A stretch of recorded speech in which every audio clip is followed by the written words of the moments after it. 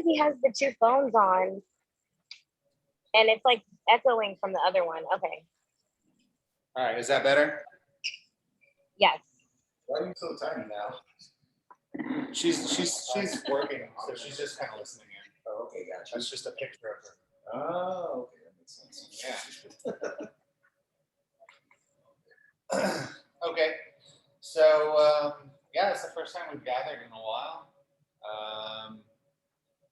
Robert called it, so you know it's always a pleasure to have people here in the flesh, and we'll get to do a good meditation together. I have a feeling that it's going to be A non-social distance meditation would be very nice. yeah, yeah.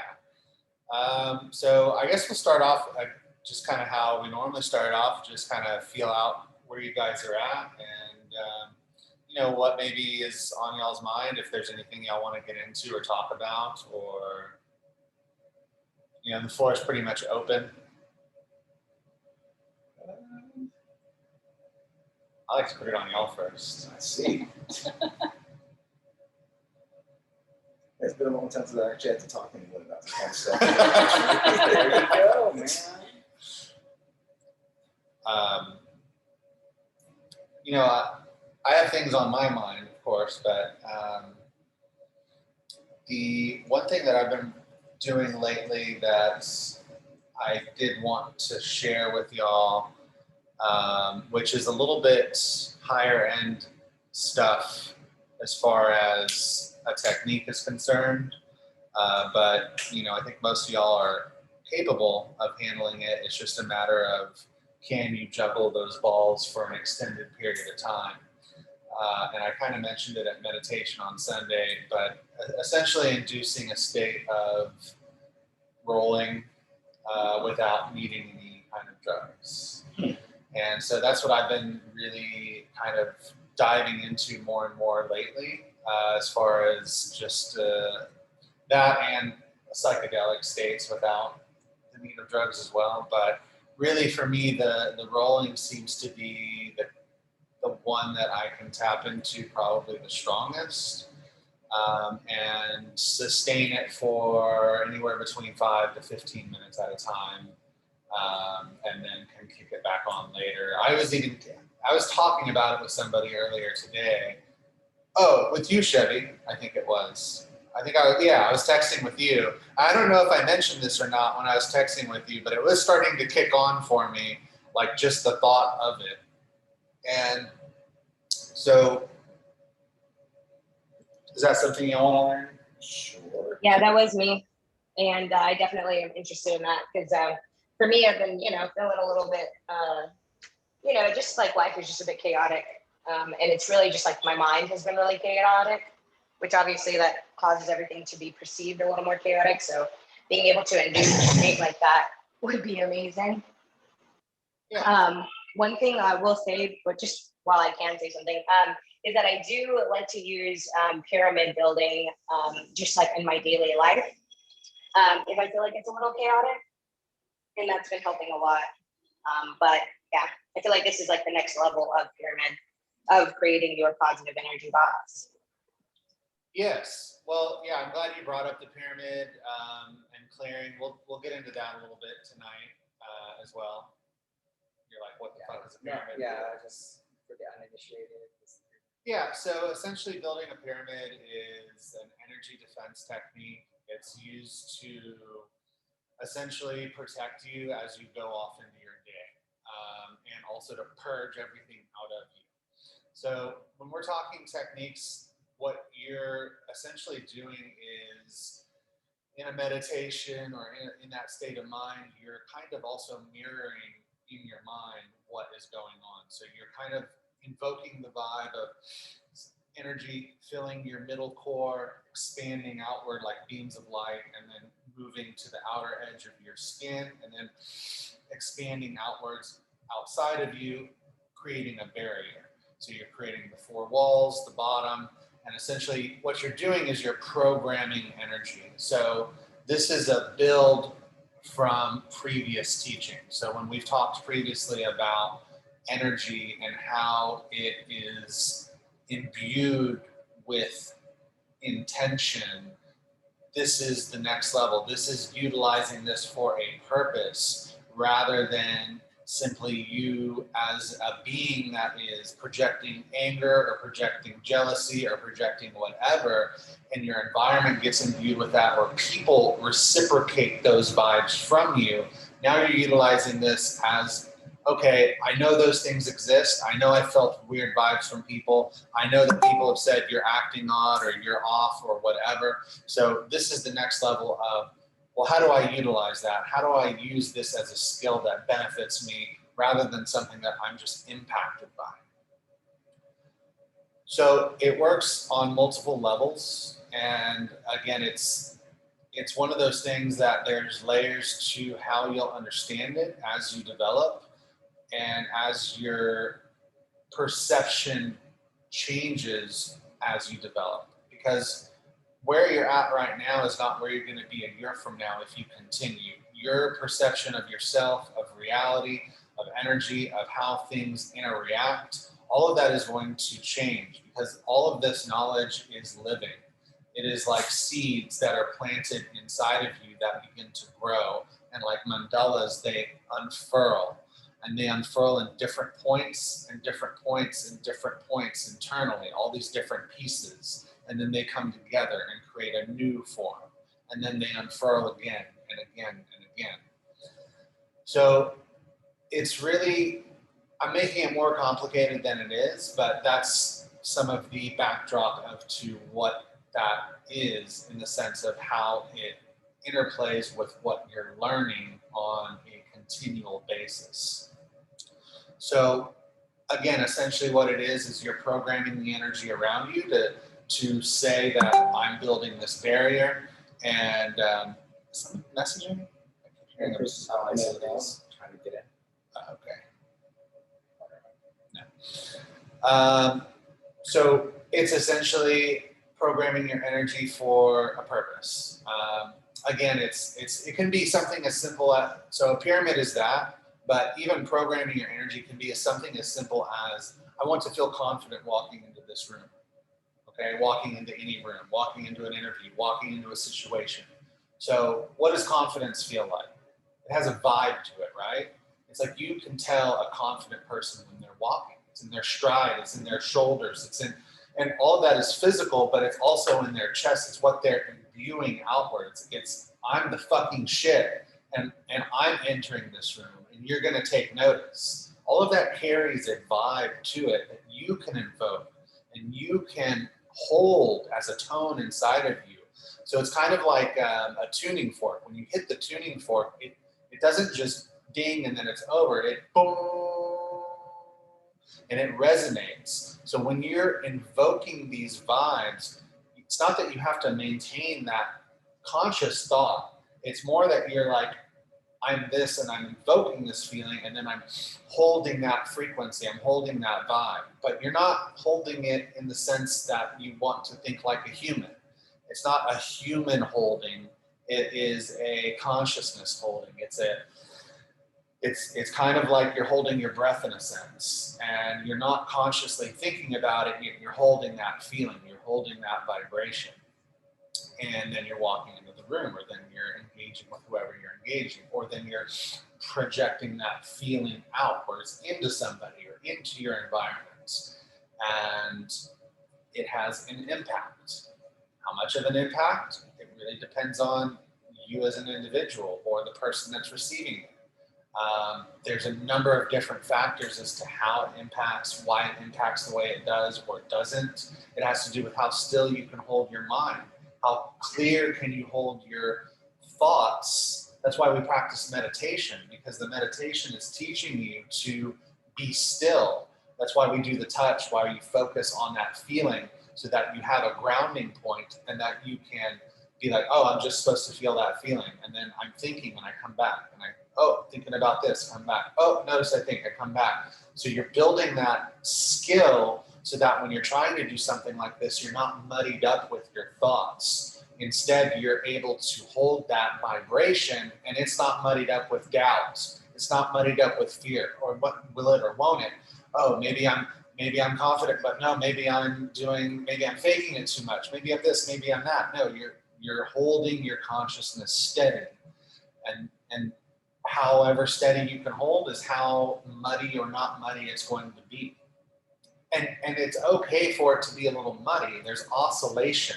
It's kind of like you're holding here, and then you lose your thought, and it starts to taper a bit, and then you go back, and you go back, and you go back. But obviously, you want to be as steady as possible when you're holding these vibes, especially if you're looking for more of an effect or an impact. And shorter is sometimes better. It's not that you have to spend 15 minutes trying to build a pyramid. Really, 2 minutes, 5 minutes max is really what you want to spend. And the same thing with cord cutting. Really 30 seconds to a minute doing your sword, really invoking the feeling of a sword, the sharpness of it, the webs, feeling them weighing you down and cutting through. It's really more about the emotional impact that you can put into any of your practice rather than the duration. And the same could be said even for trying to enter into states of non-thought, that really it's about the quality, not the quantity. You're going to have a lot more effect and manifestation as well, because everything ties into one another. It's all one teaching. It's not one thing, one thing, one thing. It is and it's not. There's always the duality. Questions, thoughts? I think I got that. So you're basically trying to invoke the feeling a familiar feeling, basically. You're just trying to invoke the feeling and hold it. If I don't know, that about boils it down. That boils it down pretty much. Yeah, it's and again, it depends on what you're actively looking to do with that energy.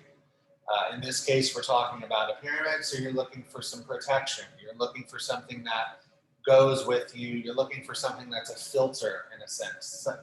You're knowing all this, and you're feeling yourself even in like a tent. Like, so right now, if you think about where we're sitting right now, and you imagine what it feels like to sit in a tent, you don't even have to really close your eyes. Just what does it feel like? Can you feel the tent below you? Can you kind of feel a smaller enclosure? You can kind of feel the roof over your head without looking at it, the wall behind you. It's small, and yet it's protected in a sense. So that's kind of a similar vibe that you're looking to invoke with doing something like a pyramid. Is this making sense? Yeah. No, I mean, it makes sense. It's just some things about my nature that kind of like against it. I know. That's why I want you to ask, because if you don't ask, then... No, it's not about, it's an exercise, because the way you're kind of describing it, it's almost about projections and fabrications, and if anything, my practice has been going the opposite direction as far as just feeling more like in flow with everything. So you're talking about fabrication, like having one. So that's the only reason why it's conflicting. It's an exercise at this moment because it's not my nature. Yeah. So take the word fabrication out, because I know what connotation that's going to have, and replace it with simulation. Yeah. So we're in a simulation. Yeah. This is a simulation right now. We're in God's dream. And that's why I say perception changes as you develop into how you relate to these kinds of things. So even if it's imagination, fabrication, whatever you want to call it, the effect is the same as long as you can allow yourself to immerse in it. Even if you don't believe it full-heartedly, believe in the imagination as fully as you possibly can. In other words, when you're sitting in meditation, allow yourself to imagine it so real in your mind's eye that you begin to feel it. Kind of like when you're a child and you believe that you're that superhero, and you kind of start to feel that feeling, or you believe that you're like a karate master or whatever. Even if you're not, you get a little sliver of it. So the same thing with being confident, right? It's like, even if you're fabricating being confident, you don't always have to be a confident person, but if you can invoke certain qualities of individuals that you've seen in your life that resonate with you, you can bring that into your being, and then you are actively acting in that capacity, even though it's a little bit typically more beyond what you're used to doing. So you're looking to pull pieces and get percentage points. It's not that you're, you know, gonna be able to just Goku out and, you know, a pyramid's kind of like a Super Saiyan blast out and everybody physically gets pushed away. But in some cases, it can actually work like that, to where they're being pushed away because your vibe is programmed with that intent that only positivity is supposed to come your way.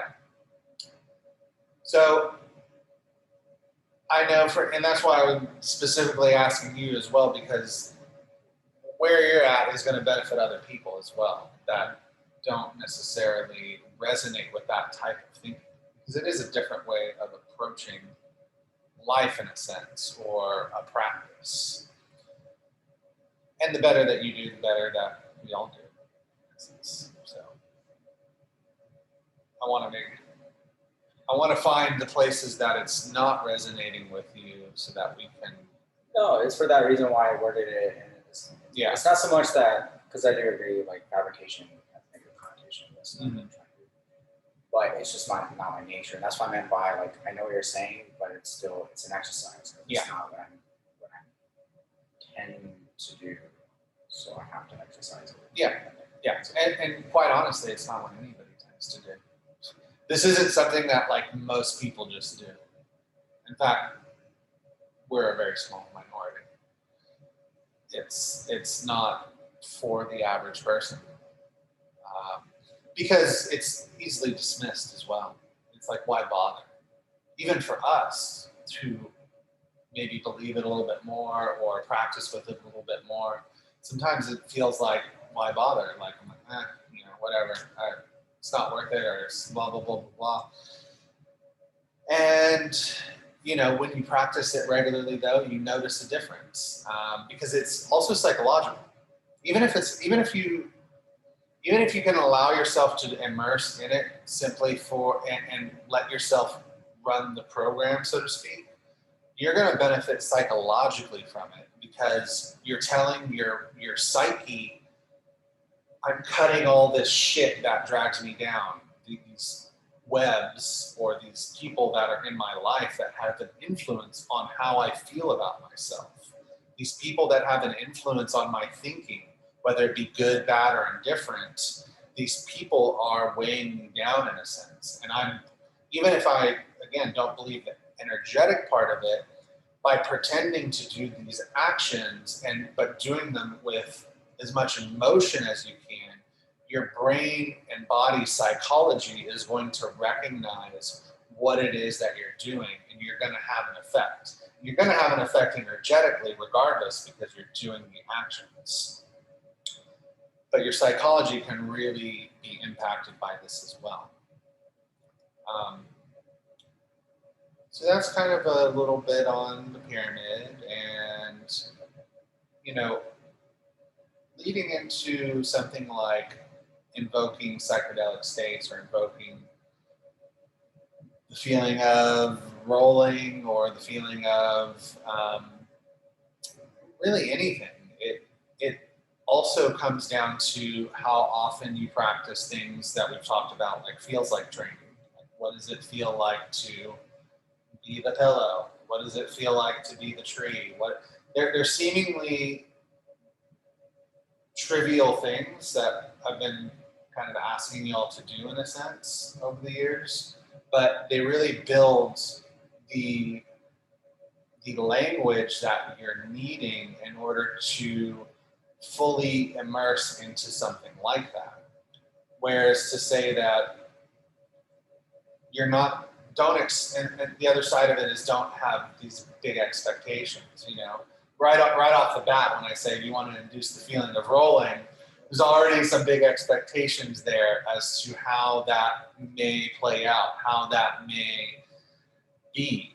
And you have to kind of dial your expectation level down to be like, can I do that for 1% of what I would expect like that vibe to be?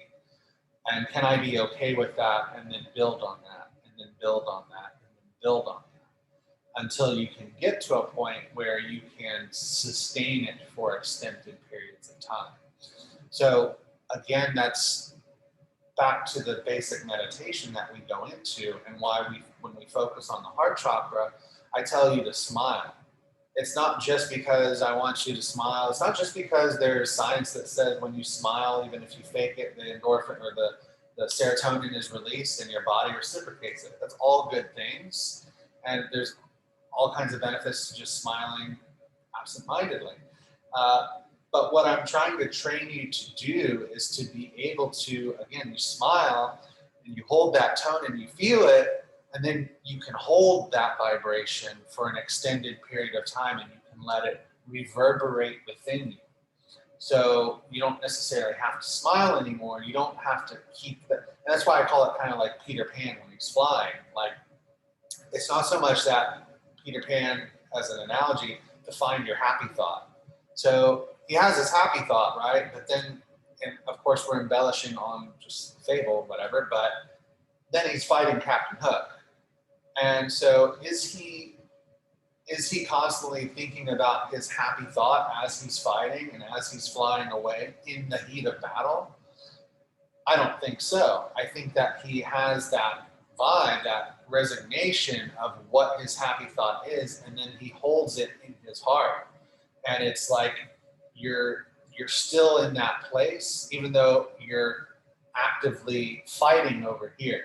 You're actively doing something else over here, so that you're reverberating in that tone, like the tuning fork. And then as you need, you can hit that gong again. You can hit that tone, but it's not that you have to hold it so strong that you're, you're trying to keep a memory, like you're replaying the memory over and over again. It's kind of like, no, it's kind of like, think about the person that you love the most right now in your mind, give them a hug. How does that feel in your chest? Now hold that feeling and let it vibe, like be in that, almost like basking in the sun. You're basking in that emotional frequency, and you're letting your whole body feel that feeling. And so I'm getting chills right now just thinking about it. This is how you enter those states. I can feel it in my skull. I can literally feel it in my face right now. I can feel it moving down my arms. I can feel it in my veins, in my legs. I'm getting goosebumps. Do you see this? Like, this is what you're doing. You're learning how to breathe it in and let it immerse in you, like it's cascading through your entire inner universe, so that you are that vibe. You become that vibe, and then you let it go deeper. You let yourself immerse deeper into it. You can do things inside your consciousness that are these little trigger points. So especially, I know that each of us has had different experiences, we'll just say. You know where those things inside of you hit. Like, you can almost feel like the brain spine connection that, I can feel it going through my body now. I can feel it hitting my nervous system, and I can feel it through my fingertips. I can feel it in my throat. It has a certain taste. I can feel it in my brain. It has a certain release in the brain that you can invoke and bring into being. And it mirrors that of that type of an experience. And so you have to kind of find your own resignation of a vibe that you can invoke and bring into the current moment, and then let it reverberate and reverberate and reverberate through you. So it's almost like you're letting that feeling expand and touch all the cellular structure of your being, so that you're in it and you surrender to it again. You release yourself into it and you surrender. You surrender deeper and you let it cascade through you, and surrender again and cascade. That's kind of the the feeling that you're invoking, at least that I feel like I'm invoking when I enter that state. And the more that you can bring into that moment, like even your inward breath, there's a different breath that you can bring to the moment that can amplify those feelings. That can, it's almost again like feeling yourself glowing, like a dimming light being turned brighter and brighter. And you're allowing yourself to become bright. You're allowing yourself to become that sunlight. Or even in another context is to say, and again, it's so that's why it's important to also pay attention when you're out in life doing things that really fulfill your soul, that really like, you know, those moments where you're just like, like, it's almost like it's just you're in it and you're in awe sometimes of life, or you're in awe at a sunset, and you feel. And I use the sunset as a tag because almost everybody at least, has had some moment of a sunset that just really just filled their being up. And maybe it was a 5 a.m. sunset, or maybe it's just that the temperature was just right and the grass was in between your fingers and you could feel the earth, and it was a cool day. It wasn't too hot. You could feel the wind passing through your lips and through your nose, and you could hear the movement through the trees, and the sun was just golden and orange, and you could feel it touching all of your skin. You could feel it on your arms and on your chest and on your face, that warmth. And it's almost like you just had no thought. You were just in nothingness, yet there was something. And so you learn to invoke those emotions, those kinds of places, and that stillness within you. And so it's thinking without thoughts.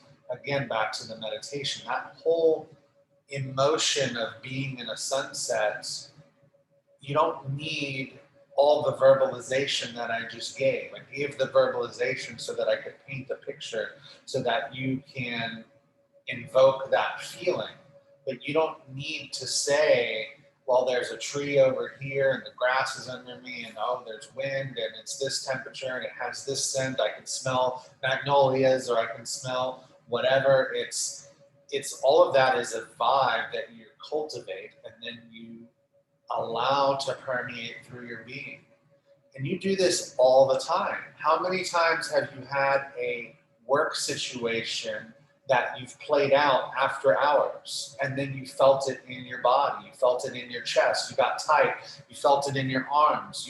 So you do these kinds of things all the time. Or maybe it wasn't a work event, maybe work's perfect for you. I'm sure you've had some sort of event that you've played in your mind over and over again and felt the feeling inside of you, and you let it pollute your inner being, and then you kind of your personality changes for a bit. Maybe it changes for a moment.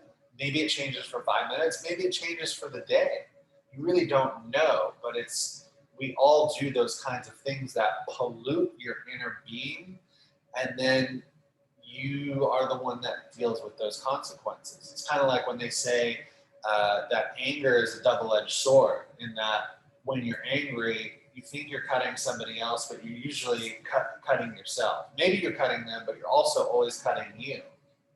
And so when you hold on to that anger, you hold on to that hate, again, most of the time when you're holding that, the person isn't even there. The person's somewhere else. The person's off living their life.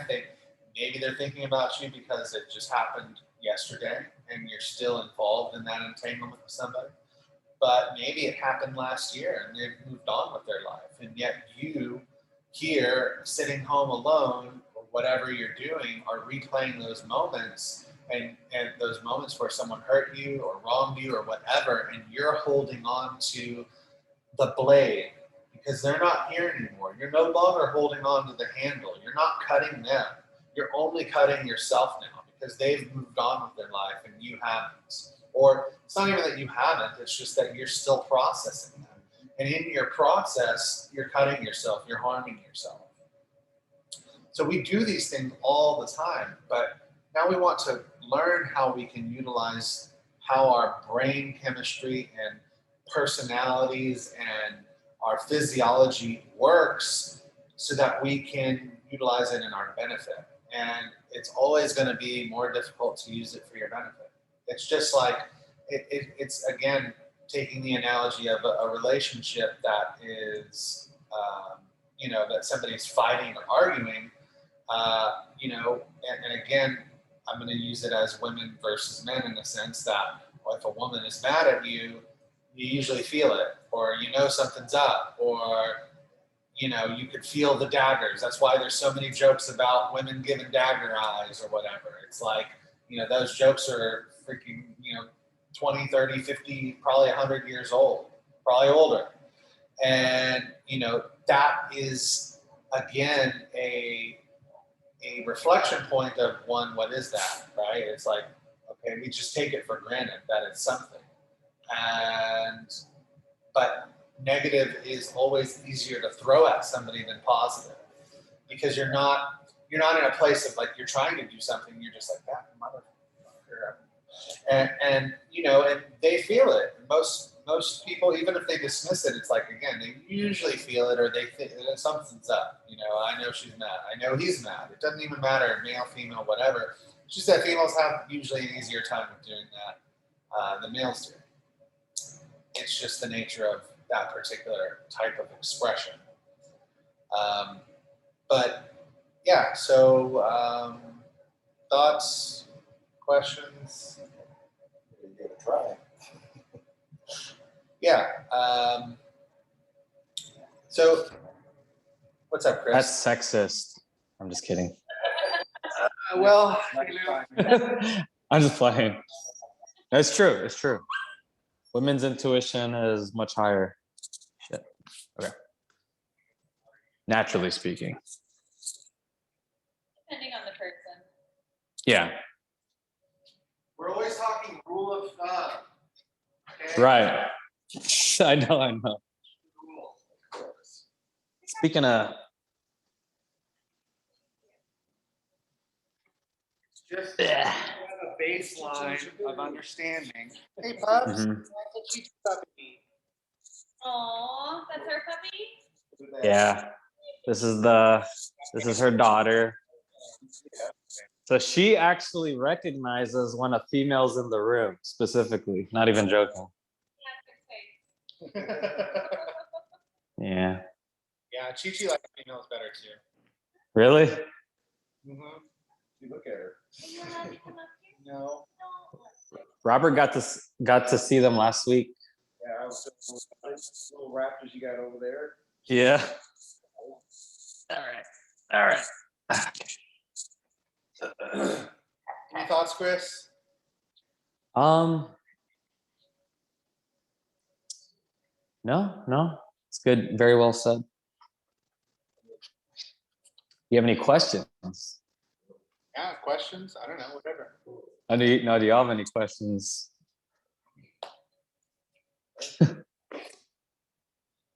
For open discussion. Are you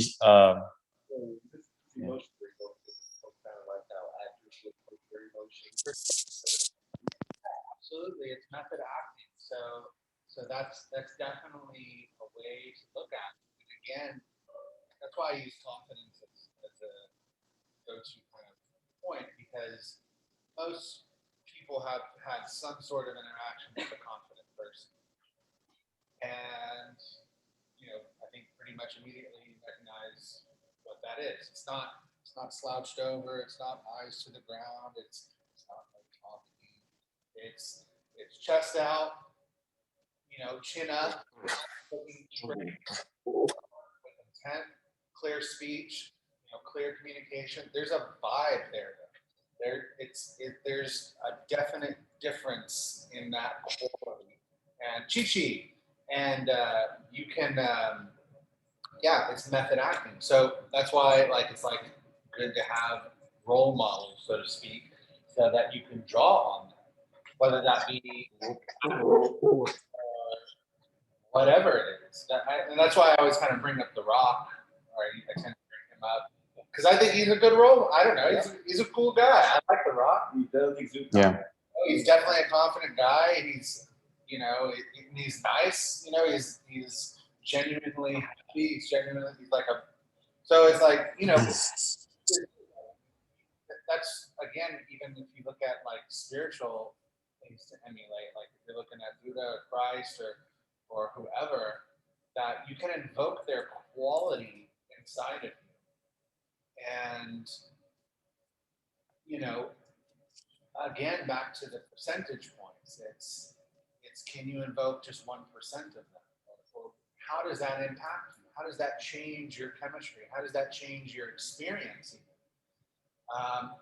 And another, I've done this meditation with some of you guys before as well, where, I tell you to feel what it feels like to be you now. Well, one, we say, okay, who were you a year ago? How did you feel? And compared to who you are now, right? So there's that one level, and I'm talking in regards to meditation, in regards to your spiritual persona. That how does that difference feel? Maybe you've been meditating for a year, 5 years, 10 years, I don't know. But regardless, there's probably a marked difference from when you began to where you are now. I have no doubt about that. So if you know that you've made market change in 6 months, how do you think you'd feel 6 months from now? And more to the point is, if you were on your practice every day for 6 months, how do you think you would feel? And again, I would hopefully you've had some bout or some time period where you were dedicated for at least like 30 days. And so you have like some marker of like how you felt after a 30-day-ish period of consistent practice. So what you want to do is you, again, play that program of, okay, how would I feel in 30 days? How would I feel in 6 months? How would I feel in a year? If I did that, who would I be? How would I breathe? How would I sit? How would I reciprocate energy? What type of energy, like breathing? I'm getting chills thinking about it, because there's a difference and there's a shift inside of you that you can invoke, and you don't have to even use anybody else. You're simply using yourself. You're using your own projection of the you that you want to be. How does the you that you want to be? Fuck everybody else. The you that you want to be in a year from now, how do you want to feel? How can you feel? And if you stuck with it for a year, if you stuck with it for 5 years, if you stuck with it for 20 years, how do you think you would feel? What type of person would you be? How would people reciprocate you? What kind of vibe do you put out? How do you walk? How do you breathe? What kind of clothing do you even wear? All of those things are, again, you that you can bring into the now. This is a hack. This is how you hack yourself. You're bringing a future you into the now so that you can experience a percentage, whether it's 1, 5, 10, who knows, but you're bringing that into the now.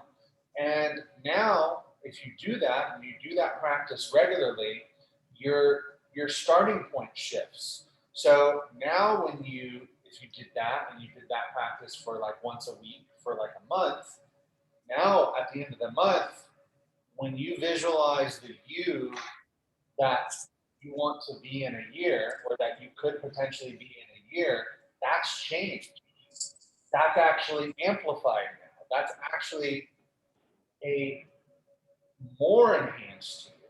So now you're bringing, again, another level to the now, because you've upgraded yourself, and your perception has shifted from today, who you think you could be, from next month doing this and feeling who you could be, because your own understanding of that potential has shifted, and it's like, oh, actually, no, wow, I can feel that I could be even stronger. I could be even more connected. I could be even more understanding of these energies or whatever else it is.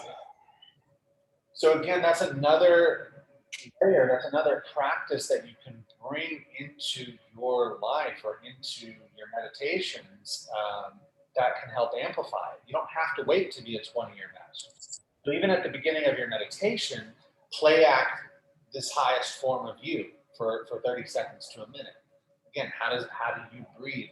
Feeling, how do your muscles on your face sit in meditation? Like how relaxed is your neck? How does your nose feel?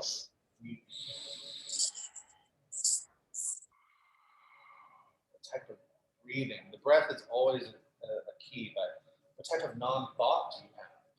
What type of stillness is in your core?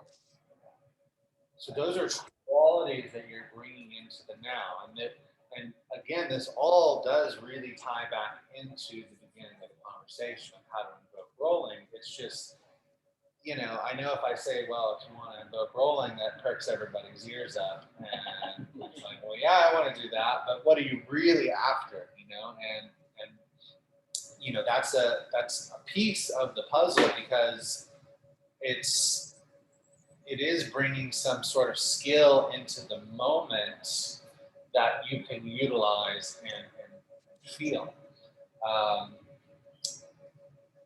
The other aspect, one of the other ways that, like, back on that kind of a topic is the one that tends to work for me the best, and I think I mentioned this kind of at meditation on Sunday, but it's feeling your heart, and that's kind of where I like to start, is that my heart is like a flower in a sense, and that a flower doesn't bloom by ripping it out of the ground. It doesn't bloom by peeling the petals apart. It blooms when it surrenders everything to the force and it has the sunlight and it is fulfilling its program in essence. And it's not forced, it's just kind of is. And there's a moment of bloom though. There's that moment of just, and that moment is kind of what you're after if you're looking to invoke this feeling. It's that just complete reciprocation, that surrender, that openness. And if you can do it in your heart, now you want to allow your whole inner universe to do that. You want to feel almost the feeling of every cell in your body blooming at once. How does that feel? How does that? That's why I call it kind of a cascading effect. It's almost like little mandalas all opening up at once. So billions, trillions at the same time, cascading through you. Just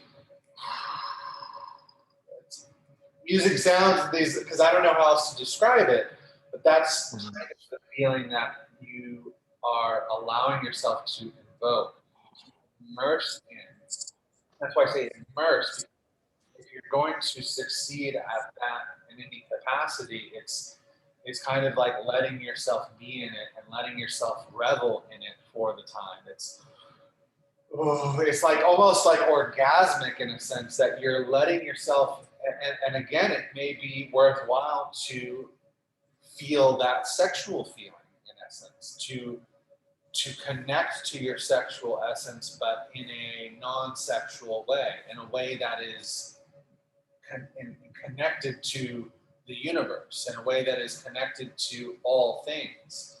But I would say where, like in here, not in your specific sexual organ, but like in your gut, but in your spine, where kind of your nervous system is connected to that. Like if you can kind of feel that in a sense, you can almost feel that same feeling in there. And so you're kind of creating it there, but also in your spine up here. And At the same time? yes, at the same time.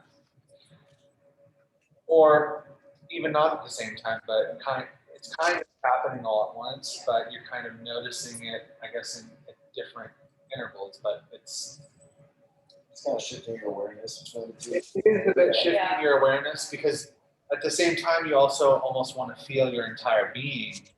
Like, so you're feeling your head while you're feeling your toes. So you're feeling everything all at once. Feeling the room is part of this. You're feeling the people in the room with you. Because that comes the next level is allowing that cascading to transcend, to immerse your environment, to be, all is what does that mean? We say it all the time. It's said in all kinds of spiritual circles, but you really need to reflect on that statement and what that means to you. How do you reciprocate all is one? What does that really mean? Has it really sunk true to you, or have you just heard it and thought, yeah, that makes sense, and then you're on with your day? Because that's what most people do. They don't really reflect on that as a concept. They don't really even reflect on themselves in their own development as a concept of, well, I'm me yesterday, but I'm also me. That was my parents. I'm also me. That was my ancestors. I'm also me. That was the fish in the water. I'm also me. That was the stones. I'm also the stars. And again, even that from a scientific perspective, we really take for granted in saying, well, we're all stardust. And yeah, absolutely, it's true. But have you thought about it? How much have you thought about it? How much has it really impacted your consciousness in a way that actually ties you to the universe? Or is it another one of those statements that sounds real pretty and sounds cool and you know it to be true, and then you go on with your day? So it's those kinds of keys that you want to bring into your awareness and reflect on more and resonate more and dive into those thoughts. Allow yourself even to immerse in those kinds of thoughts. It may not be the same as rolling, but how deeply can you reflect on that you're stardust? Like, how much? I was just making a joke in my head. That's literally all I think about when I'm rolling. So Well, it's there you go. There's a key for you. There's a piece of the puzzle in bringing that to the now. Like, you don't have to wait for you to be rolling, but again, taper your expectations. Keep it to just immersing in those vibes. Expect nothing. It's that it's still want for nothing, gain everything. That's really the big key. It's you don't want for that, but you're also you have a flight plan in essence. It's your consciousness knows what it is, and then you're invoking this series of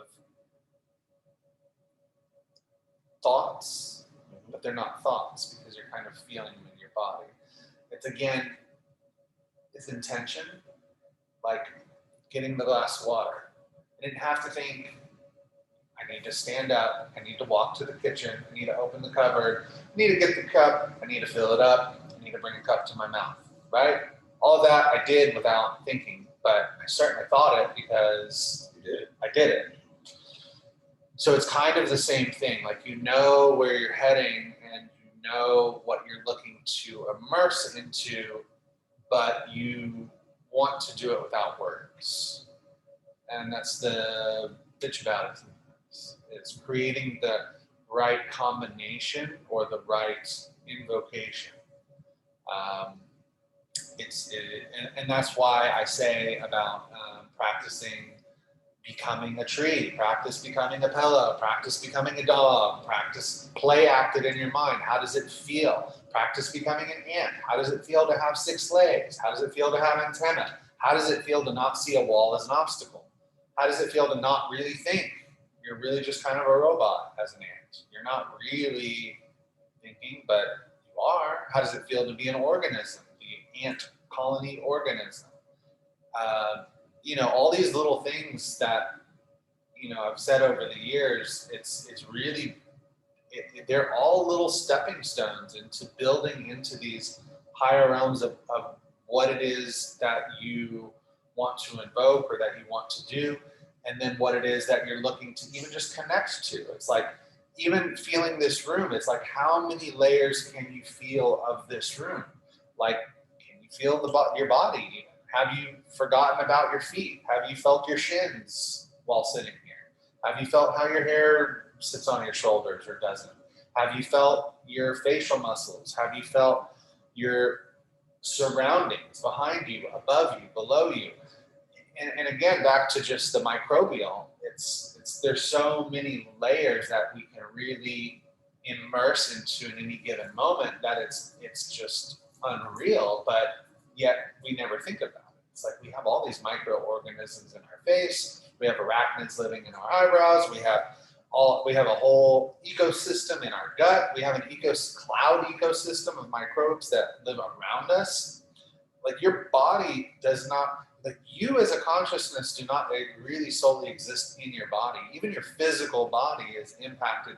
Like you're directly tied to the air, which means you're directly tied to the trees, which again means you're directly tied to stars because you're breathing in stardust.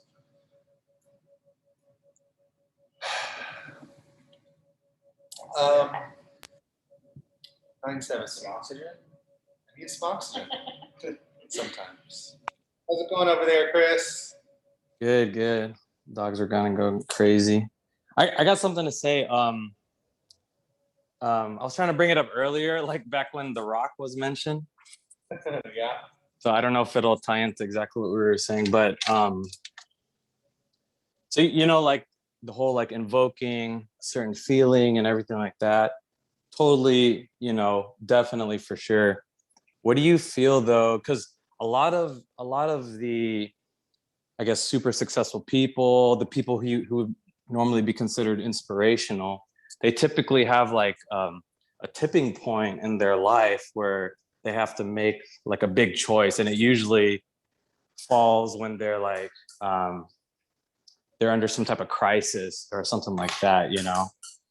And even if you look at the great religious leaders or spiritual leaders like Christ or Buddha, Christ carried the burden of the cross, and then the Buddha, he brought himself to like the brink of death or starvation, and like, it said that when he meditated under the Bodhi tree, he basically fought the demons and stuff like that.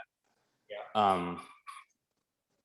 And I know for myself in my life, it's like, yeah, I've gotten to some points where it's like, you hit rock bottom and you're like, oh man, like where else to go? Like I've done everything, and then there's that surrender, right? Like you said. So do you feel that every person's spiritual journey has to come to the point of like rock bottom to where they have to make the choice to go the other direction? No. You don't think so? I don't think it's just. I don't think it's like necessary as a 100% necessary, but I do think that everybody's going to go through their ups and downs and their trials and tribulations. Right. I think that everybody's different, because we're all also built with different programming from our environments, from our families, from our biochemistry, from things that we just don't have any control over. And yeah, there's a lot of successful people that need to hit that rock bottom, but then there's also a lot of successful people that don't. I mean, you could look at Trump as an example. Pretty successful guy overall, but he also got like $1 million from his dad when he was 18 or something like that, and Right. he had a spoon in his mouth the whole Mm-hmm. life. And again, there's lots of people that that's just their personality traits, that they are wired differently. They're wired to work 70, 80, 100 hours a week, and they're motivated by that success. And they also have different aspects of that actually hold them from experiencing other facets of life. They can't connect with their families. They can't connect in relationships. Right. Well, and that's what I mean, though. I mean the extremely like well-rounded, not just successful, like materially speaking. Like like the ones who really get it, like at the core fundamental level, like it seems like they all have a story of hitting rock bottom, Well, you know? define as one of the well-rounded ones? What's that? Who would you define as one of the more rounded ones? I mean, let's just say like The Rock, right? Well, yeah, I mean, again, is he well-rounded? I mean, he focuses a lot on his physical appearance, his physical attributes. Mhm. He has a lot of good qualities, but I'm sure he also has a lot of qualities that are, you know, again, it's money motivated. It's Mhm. you don't know where his motivations lie. I guess, okay. Let me try to reword this a different way. The We all look. Let me put it like this, though. We all yeah, face tragedy. right, Every single person is going to face some sort of tragedy or malevolence. right, I don't necessarily think that's a prerequisite for spiritual enlightenment. right. I also want to tackle yours a little bit more directly. I just got caught up for a second for the well-rounded because well-rounded is subjective. But I'm trying to talk about something else though. Let me. What's up? Okay, go ahead. at least like tackle it from my interpretation so far. Sure. The key aspect is just clarity. Now, not everyone needs, but most people do rock bottom because it simplifies everything into very, very easy to define variables, life or death, peace or pain, kind of thing. So once you realize everything is lost, like you're just looking to survive, and your objective just becomes a lot simpler. And it's just there's a piece that goes about it, and potentially rebound way harder than ever before. Right. Your goals are simplified, and you realize you also start cutting out the crap. Like, oh, that doesn't matter. This, Right. So was that a little bit closer to what you were trying to say? I mean, Yeah, definitely. And the reason why I bring this up is because like, y'all were talking about I don't know if y'all were talking about fear earlier, but like I just know in my own life, I know you were talking, Alex. You were saying like, oh, like it doesn't matter what people think and blah blah. Like it took me a very, very, very long time to fully understand that. Like even if I was being told that, countless seminars and meditations and everything, it's like, being able to like overcome fear. And then like I guess it wasn't until I hit a certain level of rock bottom where it just became apparently clear. It's like, oh yeah, it doesn't matter what people think, like you just got to keep going. I don't know. It's weird. It's really weird. Let me just throw out a quantifier or clarifier there that just because I say something doesn't mean that I'm not facing it. I try Right. to be as real as possible, and I certainly, if I don't remember saying that. It sounds like something I would say, but I certainly have my own dealings of how I want to be perceived by people or caring about what other people think. And it's certainly something that I struggle with in various forms, and other forms I don't. Again, we're all a bit of a work in progress, and again, things that I talk about are really things I'm really just reflecting on myself. Right. So take, I just want to be clear in that it's Right. none of this is necessarily easy stuff. All of us are at different points, and all of us have our own struggles, and it doesn't matter if you're meditating for 6 months or a year or 5 years or 10 years or 20 years or 50 years, you're still going to have different levels of struggle and trials and perception filters. And maybe when you're old you really just don't give a shit, but I think there's other things that you do give a shit about. It's just another wheel that you're in. Mm-hmm. For sure. So it's yeah, And again, that's why I say take certain qualities of individuals, not because to Brian's point, that what does well-rounded mean? And that's a really great question to ask for anyone that you're esteeming to be, or anyone that you even esteem that you think that they are well-rounded. That, you know, it is important to look at all aspects of that person's life and know that just because they're off in one area doesn't mean that there are not qualities that you can't bring into you. You know, Gandhi is a perfect example. He has a lot of great qualities. Pretty much everybody knows about his good bits, and like there's certainly a lot in there that you could learn and that you can integrate and that can make you a better person. Now, does that mean that you want to integrate how he was with women? I don't know. I've heard lots of different accounts of how he was with women. I don't know that he raped any women, but I know that he had a bunch of different women servants that he was sexual with or whatever. And, you know, that could be good, bad, or whatever. But it doesn't mean that you can't take the good from what he had to offer and discard the bad. And that goes with everybody. Right. You know, we're all right. we all have these human problems we're dealing with. Wait, so Chris, when you mentioned that you said you realized that fear, it doesn't really matter, right? Right. So, is like the core of what you were getting at basically saying that, you know, we all acknowledge the fear is there, but many of us, we tend to let the fear infect you. But I think it's like, Correct.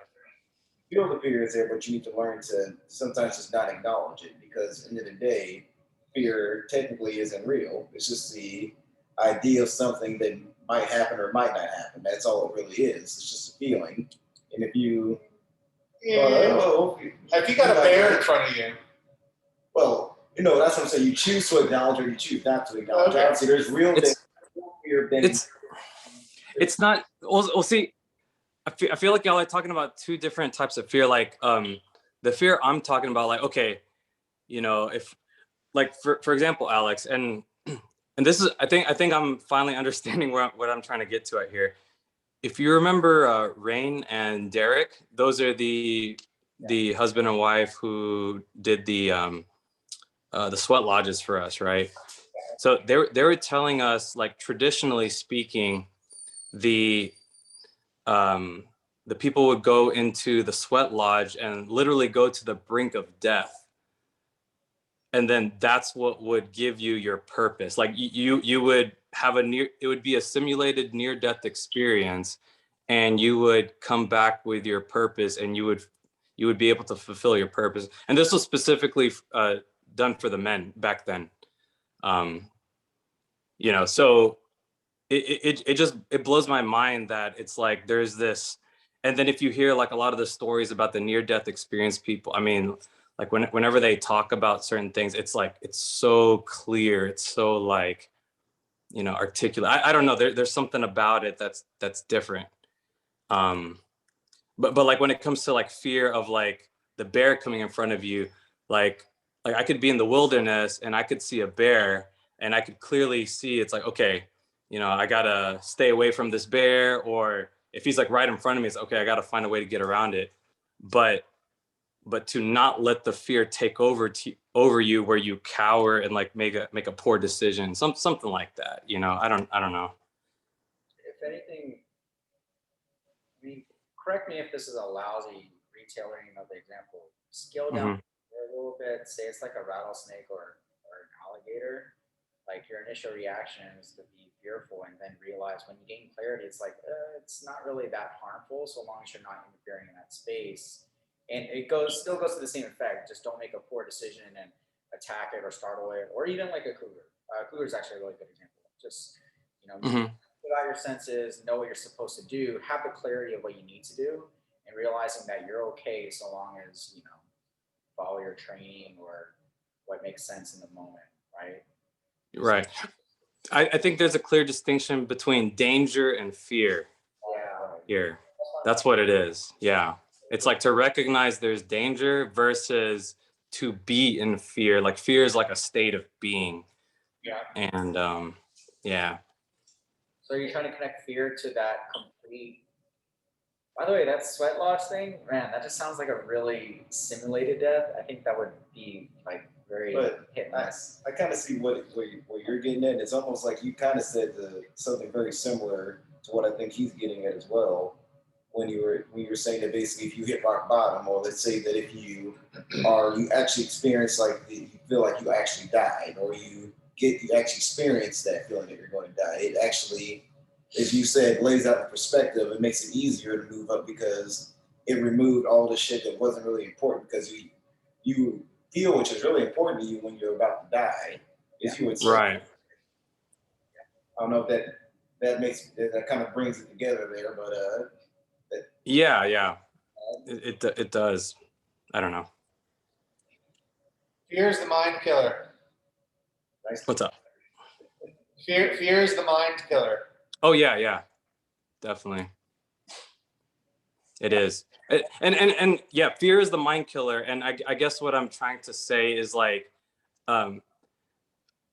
it, at least in my experience, like the best way to eradicate fear is to like, I mean, some of it was my own choice, some of it was not my choice, but it's like practically go to the brink of death to where it's like, oh yeah, it just doesn't bother you anymore.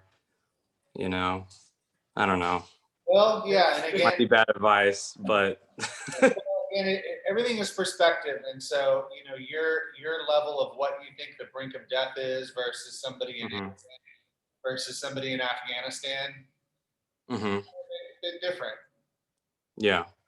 I was in the Marine Corps too, remember? So like But yeah.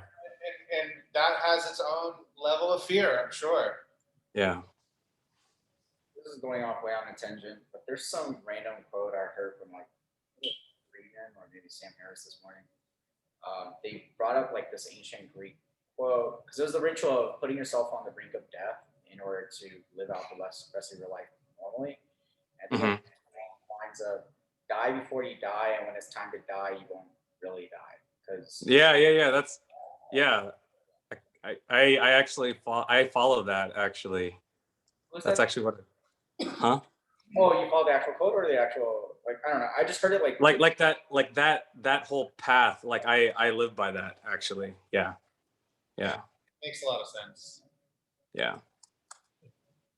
And it goes back to like, Christ said like, you must die unto yourself every day. That took on like so many different meanings when I was like growing up, but um, you know, You're always doing a bunch of little deaths. exactly. Some some minor, some major, and You either, but I've you but either yeah, choose that's how you die, or somebody chooses how you die. Life yeah. doesn't choose how you die, or you choose how you die. Mm-hmm. There is no non-choice. Right. All is choice. Yeah. What do you think, Emily? Y'all are deep. What's up? I said y'all are deep. introduction. Oh. All right. Now give me some time. I like branding, and then I'm comfortable, I guess.